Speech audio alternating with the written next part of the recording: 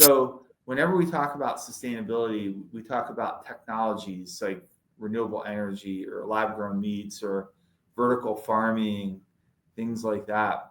But we don't talk about the human systems that need to change. And I gave you the example of meat, and gave you the example of energy, and give you the example of pandemics. How, if you look at how we handled the COVID pandemic, we didn't work very well together as a planet. We all did our own little thing.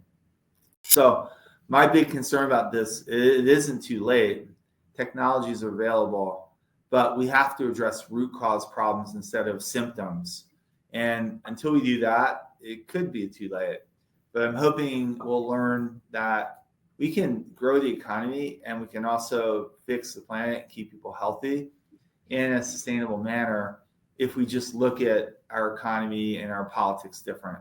Now, the other part of it that needs to happen is that people don't talk enough about when it comes to sustainability is the planet needs to heal. So where we live and how we live needs to change. And so what we need to do is we need to live in communities that allow us to release land into the wild. And so so this can be like a restoration. The oceans need to heal. The planet needs to heal when it comes to the balance between oxygen and carbon dioxide. So we need to change that as well. We can't live on every inch of the planet in order for the planet to be sustainable. And I think that's controversial, but the science supports it. So, it's more of a network community model for people. And it's also enabling more of the planet to heal by releasing it from the economy. Welcome to Vibrant Publishers podcast. Our guest for today is Jack Buffington, who is a leading expert in supply chain management and sustainability. He's the program director and professor for the University of Denver's supply chain program and also serves as the supply chain and sustainability director at First Key Consulting. Jack has authored several books, his latest one being Environmental Innovation, an action plan for saving the economy and planet by 2050. Welcome to the podcast, Jack. Thanks for having me. Great. So our topic for today is environmental sustainability, and it is a term that we hear often, but it may mean different things to different people. So, how would you define sustainability, and why is it so critical for the future? Yeah, so the challenge with the definition of sustainability is it has two meanings. One is, of course, which it's often known as, is related to its impact to the planet, and for the planet to be able to maintain stability in the climate goals and everything else like that. The other definition of sustainability relates to something being an ongoing concern. So often that relates to the economy and for economic growth. And that's one of the biggest challenges with environmental sustainability is, according to my calculations, over 90%, probably closer to like 92% of people who live on the planet, their primary concern is their day-to-day life. Meeting their day-to-day economic challenges. A significant percentage of the planet lives on a salary below $20 a day. And so when it comes to what they're mainly concerned about, it's feeding their family, some sort of economic stability, even in richer, more developed countries like the United States, where over 50% of the U.S. population cannot afford to pay for a big bill, such as their car breaks down or something in their house breaks down. So that's the challenge: is how do we establish a more stable economy in order to do less harm and actually do more good for the planet, at the same time enabling economic growth, so for people who live everywhere to live the life that they want to live. Correct. Thank you for sharing that. Now, in environmental innovation, you discuss how traditional environmental policies they focus on systems rather than root causes. So, what are some of the misconceptions about sustainability today with respect to that? Yeah, it really comes down to in my field of supply chain, we focus on system and process controls to solve problems.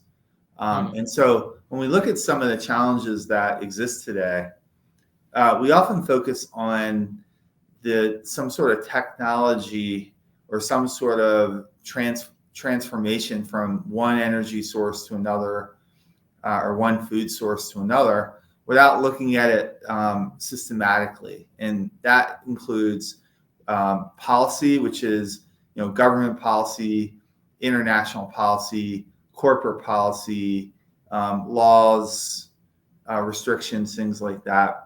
The science piece, which gets into the invention of new solutions to solve problems, such as new sorts of chemicals that are better for the environment, or switching from a fossil fuel energy to a renewable energy. And then the last piece gets into supply chain, which is taking the invention and turning it into an innovation that is sustainable, scalable, and cost effective. So that's a more multidisciplinary approach to innovation. And the problem that's existed for the last 50 or 60 years related to trying to address this problem is it's only addressed certain characteristics of it, such as we need CO2 emissions to go down, as opposed to how do we enable the greater use of energy in a way where it grows the economy and it's carbon neutral. Because as you know, our economy is actually becoming more energy intensive than less as we use more tech tools such as AI and big data and things like that. So the challenge we face is a growing need for the use of energy as opposed to less use of energy. And a lot of environmental policy is talked about reducing growth, reducing energy use, and these are equations that can't be met. So the problem is what we've done over the last 56 years has been very limited, and it's not sustainable from technological progress and economic growth standpoint. So we have to change how we look at things from a more process and system engineering approach. So what fundamental shifts would be required in policy making to have some some impact or drive some real change? Well, there's another couple of fallacies that we need to address related to policy. And one of them is that the world doesn't solve problems as a global community. As much as we'd Yeah. love to come up with ideas like the United Nations and global policy, climate conferences, there's no evidence that that works. The Paris Agreement is a good example of that. Every country was a signatory to the Paris Agreement. But if you look at the number of countries that actually met their goals, they were very small. So it sounds great. The environmental challenges that we face related to CO2 in the oceans and things like that are global, but it doesn't mean that people solve problems that way. In fact, from a social anthropology standpoint, humans solve problems through tribes. Long ago, before the economy was big, one person lived in one tribe and another person lived in another tribe, and they were always competing for resources. And so they bonded as a tribe, as opposed to working more together in a global sense. So policy should be to enable science and supply chain. So it should enable invention and innovation, as opposed to having these grandiose goals that there's just no evidence over the last 50 or 60 years that work. So we need to solve problems. You can call it tribal, you can call it community-based, and then think of these communities as connecting to each other like in the internet, where it's nodes connecting across, but the center of it is based in a community as opposed to any sort of like global community. Correct. Now, I'd like to discuss a bit about economy and as a solution, how can businesses and governments together work towards sustainability without affecting or slowing down economic progress? And if you could give some real life case studies of economies that have successfully done this. Yeah. Thank you. So a couple things that need to be clear is companies that are involved in today's approach to economics are probably not the companies that are going to solve this problem. So we can't expect a company like ExxonMobil to solve the problem because their shareholders want them to make more money, and they make more money by selling fossil fuels. So, they can have all these, these ESG reports, CSR reports, but really they're not the ones who are going to solve for it. And it's the same thing for, companies that create plastic and companies that create, gas-powered engine cars. There's got to be a new economy, and there's going to be new innovators that come in and create this new economy, which we call disruptive innovation.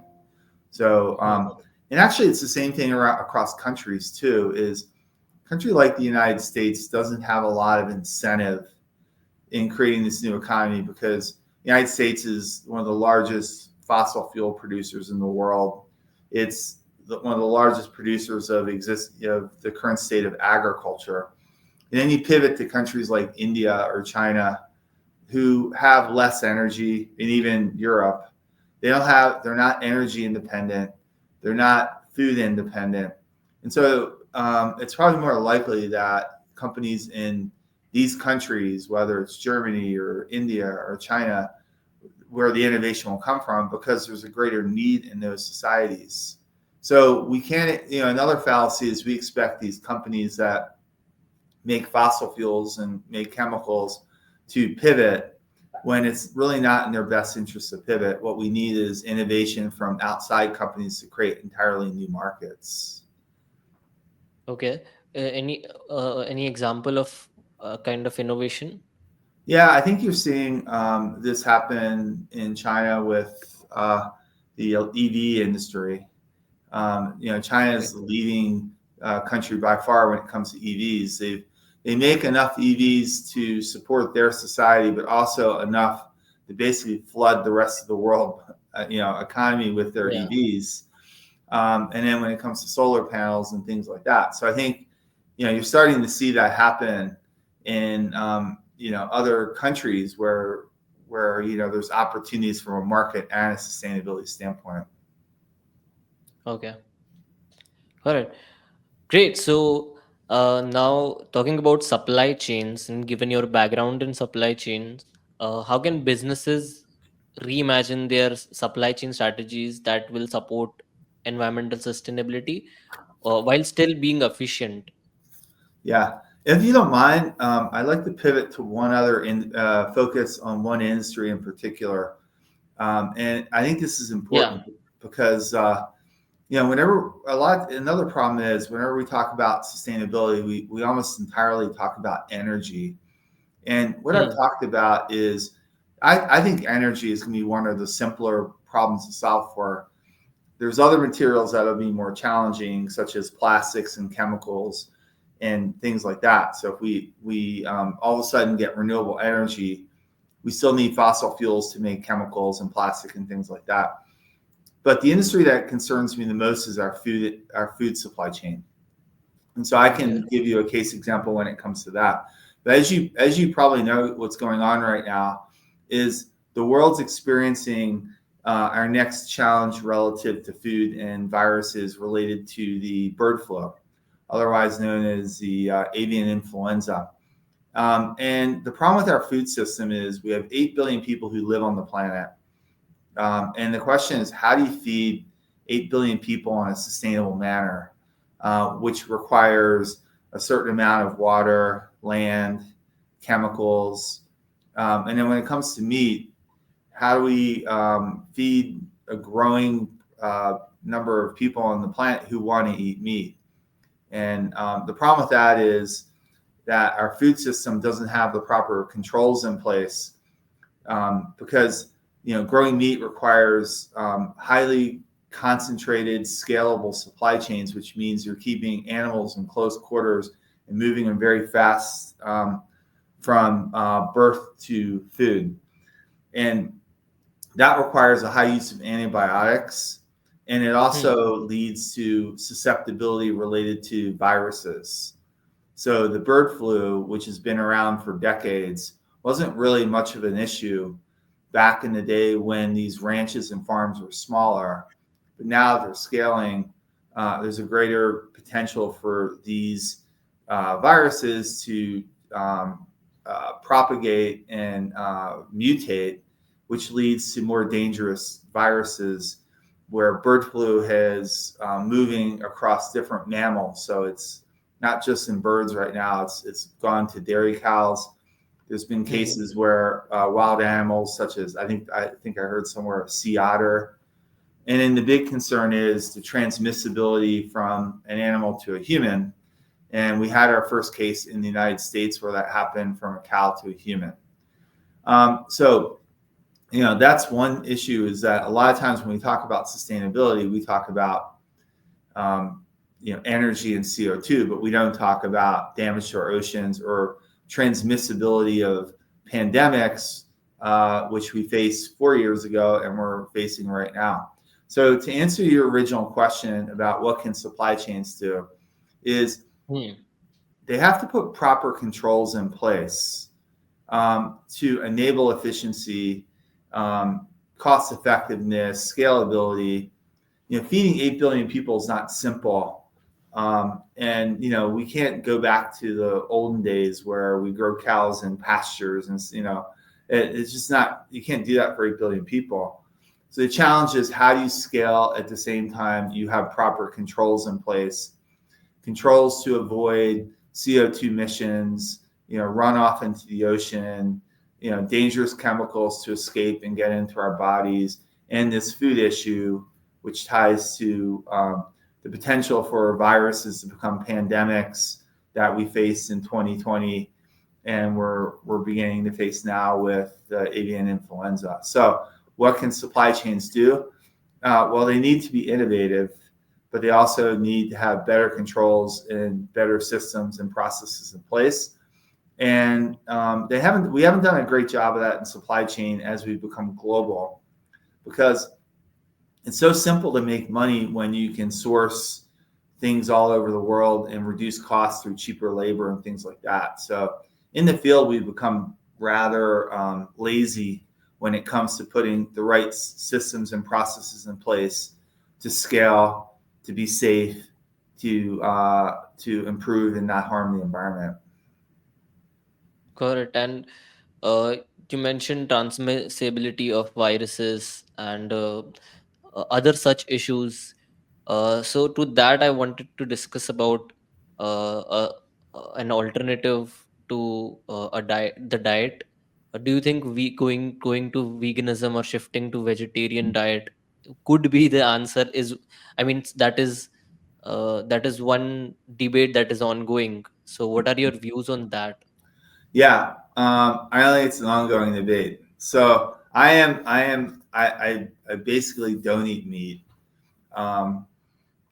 and there's some societies. I mean, I remember when I was in southern India, in Chennai, where there's large percentages of the population who don't eat meat. It's not feasible for most of the planet. It's too embedded in our culture. There's a point of view that people need protein, and there's a view that protein, alternatives that are non-meat based cannot be replacements. And so my point of view is not to fight that battle, because it's a losing battle. Instead, what I think is, when it comes to meat and when it comes to agriculture, is a different way of growing it. And so this is where we get into cultivated meat, or otherwise known as lab-grown meat, where you take animal cells and you propagate those cells, and then you add, different amino acids, and you ferment it. And what you're trying to do is you're trying to not just create a meat-based protein, but to create a meat-based protein that tastes, smells, feels like meat, right? And so there's more than just, here are the cells, grow something, and it's something very different than when you're used to eating a steak or eating a chicken breast or eating fish. It's got to have similar characteristics to that, which is our only alternative, because, asking the world to be vegetarians whenever I raise this question in the United States and every country, the answer is no, we're not going to do it. So, but if you come up with alternatives that are close to it in costs, in the entire experience of meat, which is cultural, then I think we have a chance. But we're a long way away from that. And if I was in charge, I would be investing a lot more money and focus on this, because once you get the science in place that you're putting something on a grill and it tastes like a hamburger or a steak, smells like it, feels like it, you still have the challenge of getting people to culturally shift that you're eating something different, because people feel like it's like a Frankensteinian, it's like dangerous. And my response to that is, if you understood how meat was grown in today's supply chain, you would understand how dangerous and unethical and how problematic it is today. So there's a cultural shift that has to happen even after the technology is comparable to conventional meat.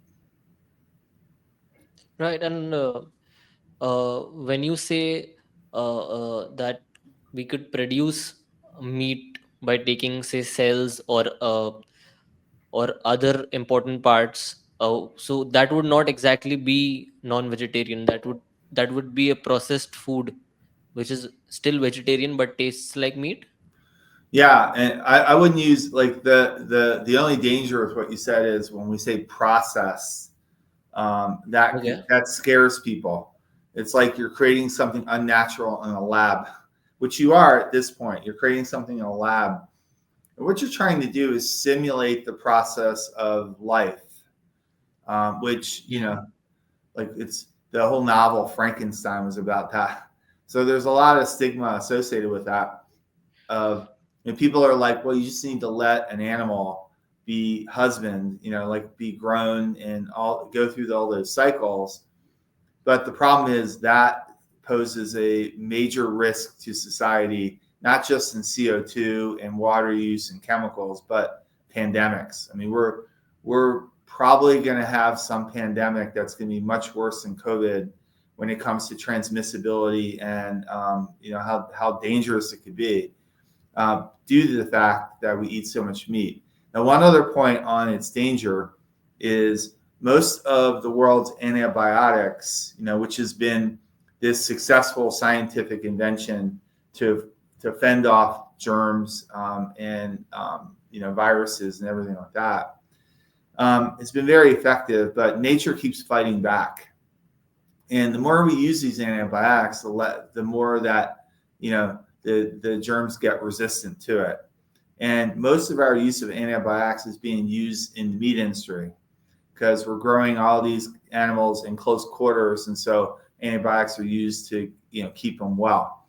And so if we keep growing our use of meat, eventually the microbes are going to win, and we're not going to have medicines to fight and resist what's happening.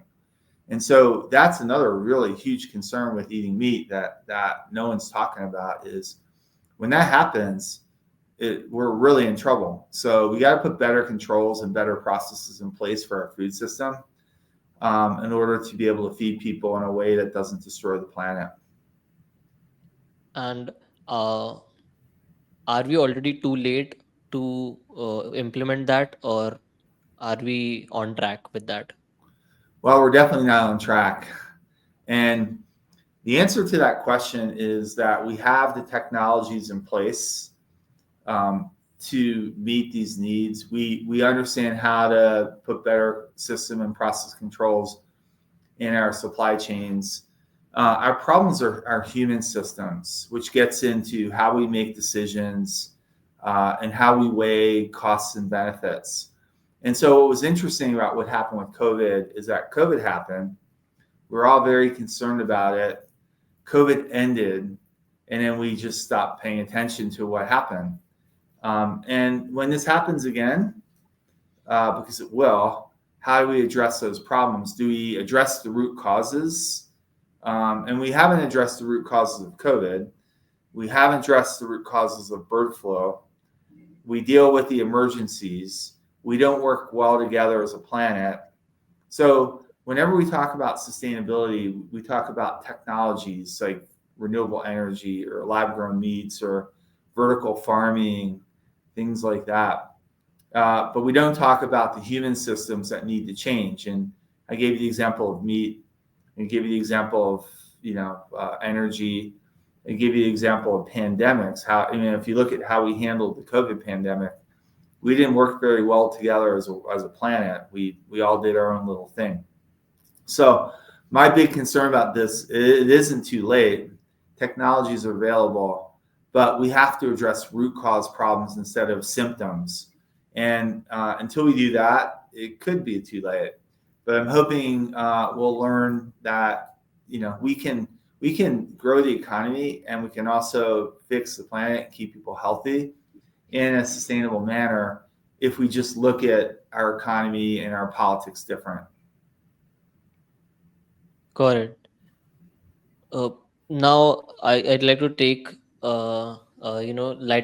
lighten things down, and on a lighter note, I want to ask you an interesting question, which is so you've got experience in teaching and as well as being an industry expert, and I've asked this question to my guests in a lot of other podcasts.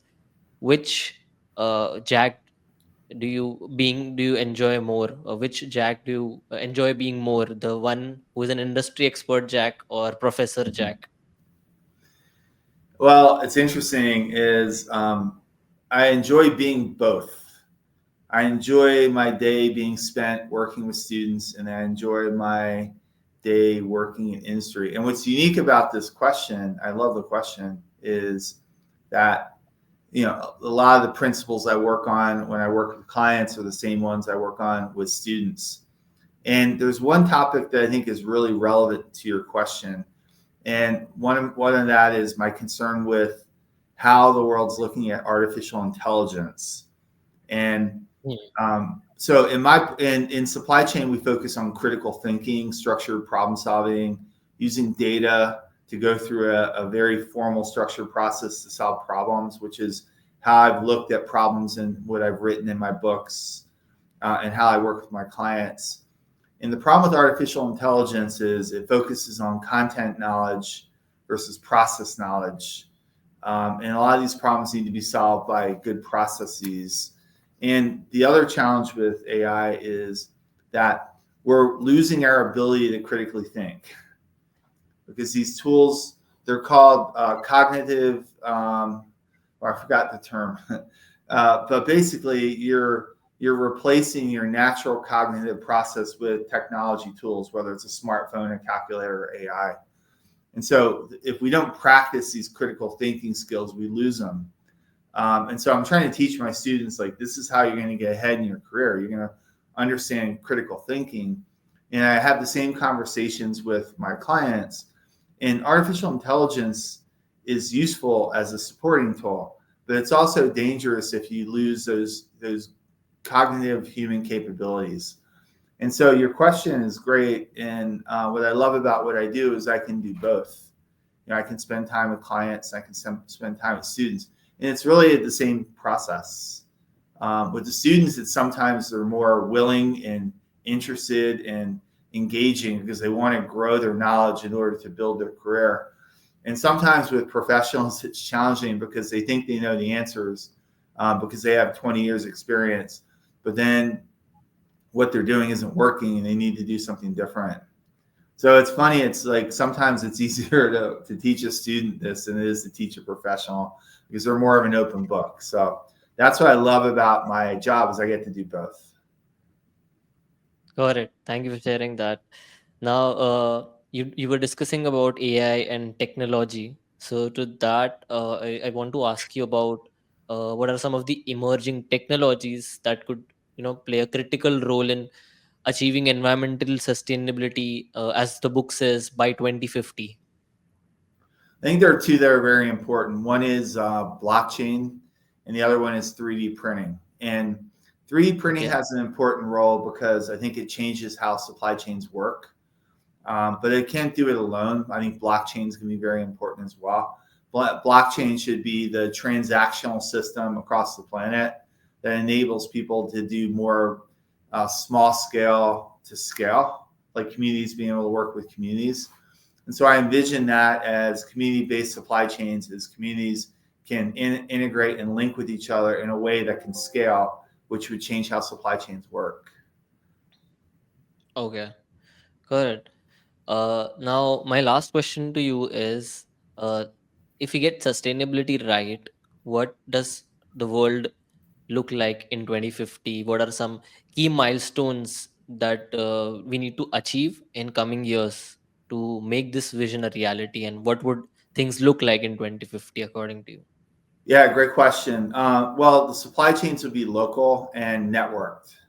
So Hmm. imagine that you have community-based food systems that, every country, every community can feed themselves locally, but they're also linked within a global supply chain. So instead of a global supply chain looking at, there's one factory in China that makes this one thing for everyone, that everybody can make something at a community level.